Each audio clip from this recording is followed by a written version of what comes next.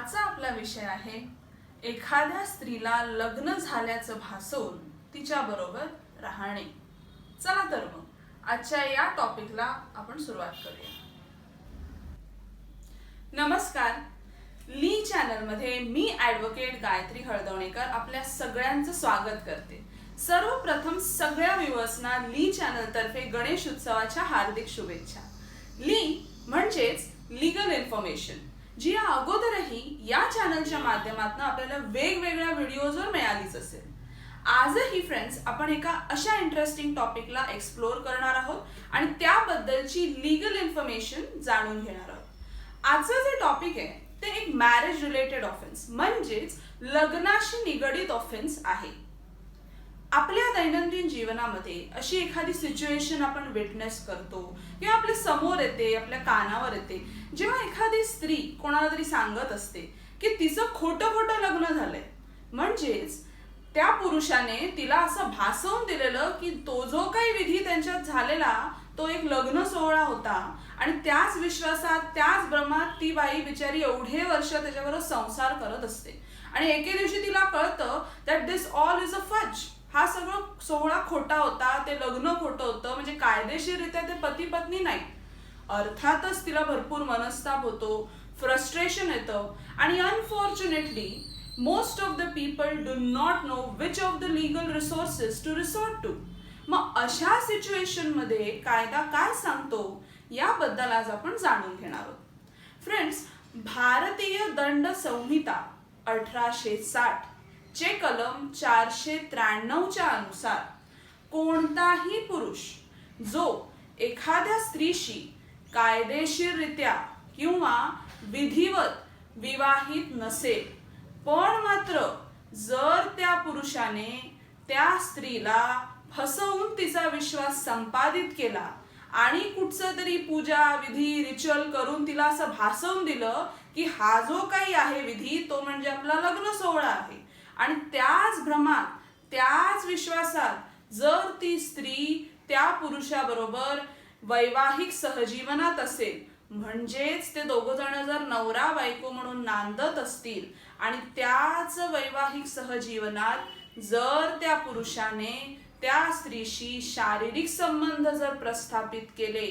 तर त्या पुरुषाला 10 वर्षापर्यंतची कारावासाची शिक्षा ठोठावण्यात येऊ शकते आणि आर्थिक दंडही आकारण्यात येऊ शकतो। हा जो गुन्हा आहे तो अदखलपात्र, अजामीन पात्र आणि अतडजोड पात्र म्हणजेच नॉन कॉग्निझेबल, नॉन बेलेबल आणि नॉन कंपाऊंडेबल ऑफेन्स आहे। थोडक्यात 493 काय सांगते की कुठलाही एखादा पुरुष एखाद्या स्त्रीचा खोटा खोटा पती बनला किंवा तिला असं भासवून दिलं की आपल्या दोघात हे जे काय रिच्युअल झालंय, हा काय पूजाविधी झालाय ते म्हणजे आपला लग्न सोहळा आहे, आणि त्या गोष्टीवर त्या स्त्रीचा जर विश्वास बसला, त्या भ्रमात त्या विश्वासात जर ती स्त्री त्या पुरुषाबरोबर नांदत असली, नवरा बायको म्हणून ते एकत्र राहत असले आणि जर त्यांच्यात शारीरिक संबंध प्रस्थापित झाले तर 493 च्या अनुसार त्या पुरुषाच्या विरोधात गुन्हा दाखल होईल आणि कारवाईही केली जाईल। बट इनफ ऑफ थिअरी, आपण थोडंसं पुढे जाऊया। या सेक्शनला अधिक समजून घेण्यासाठी आपण एक छोटंसं उदाहरण घेऊया। फॉर एक्झाम्पल, ए हा एक पुरुष आहे आणि बी ही एक स्त्री आहे। ए बी ला सांगतो माझं तुझ्यावर प्रेम आहे। बी म्हणते माझंही तुझ्यावर प्रेम आहे, पण मला तुझ्याशी लग्न करायचंय। ए म्हणतो मला काही इतक्यात लग्न करायचं नाही, माझा काही लग्नाचा विचार नाही। बी म्हणते नाही नाही मला तुझ्याशी लग्न करायचंच आहे, आणि ए सतत ती अट टाळत असतो, आज नाही उद्या, उद्या नाही परवा, पण तितक्याच कॉन्स्टंटली बी ए ला कन्व्हिन्स करत असते लग्नासाठी। वन फाईन डे ए म्हणतो चल तुला लग्न करायचंय ना, आज आपण लग्न करूया। दोघं जातात, त्यांच्या दोघांमध्ये एक रिच्युअल, एक पूजाविधी पार पडतो आणि ए सांगतो बीला आता आपला विवाह सोहळा संपन्न झाला, आजपासून आपण नवरा बायको आणि आता आपण आपल्या सहजीवनाला सुरुवात करू शकतो। बी आनंदातच असते कारण तिला लग्न करायचंच असतं, म्हणून ती त्या विश्वासात, त्या गोष्टीवर विश्वास ठेवून त्याच्याबरोबर आपल्या वैवाहिक सहजीवनाला सुरुवात करते. आणि त्याच दरम्यान त्या दोघांमध्ये शारीरिक संबंधही प्रस्थापित होतात. आणि वन फाईन डे बीला कळतं की तो जो काही विवाह सोहळा जो खोटा त्याने दर्शवला होता तो काय कायदेशीररित्या विवाह सोहळा नाहीच. आणि ती दोघं जण एकमेकांचे कायदेशीररित्या पती पत्नी नाही, म्हणजे they are not lawful husband and wife of each other थोडक्यात. मग अशाला बी काय करणार, साहजिकच आहे ती फ्रस्ट्रेट होणार. पण त्याच्या पलीकडे what is the legal resource available to her, ती 493 खाली बी म्हणजेच ती स्त्री ए च्या विरोधात कलम 493 खाली गुन्हा दाखल करू शकते. सिंपल. फर्दरमोर पुढच्याही सेक्शनला समजून घेण्यासाठी किंवा एखादा ऑफेन्स त्या सेक्शनच्या पर्व्ह्यू खाली येतोय की नाही हे जाणून घेण्यासाठी त्याचे इन्ग्रेडियंट्स जाणून घेणं आणि ते तपासणं अतिशय महत्त्वाचं आहे. अँड इंटरेस्टिंगली ऑनरेबल कोर्ट्सनी त्या वेळेला त्यांच्या जजमेंट्समध्ये काही इन्ग्रेडियंट्स सेट आउट केलेत. So we are quickly going to take a look on two of the interesting judgments. First is of the honourable high court of Madhya Pradesh. Case आहे Samoon versus state of MP. इथे honourable Madhya Pradesh हायकोर्टाने 2 महत्वाचे ingredients दिलेत. एक, deceit causing false belief in the existence of lawful marriage. Deceit म्हणजे फसवणूक, म्हणजे फसवून तिचा विश्वास संपादित केलाय. कशासाठी की हा जो काही सोहळा आहे ते एक लॉफुल मॅरेज आहे, म्हणजे कायदेशीररित्या आपला विवाह झालाय त्याच्यासाठी.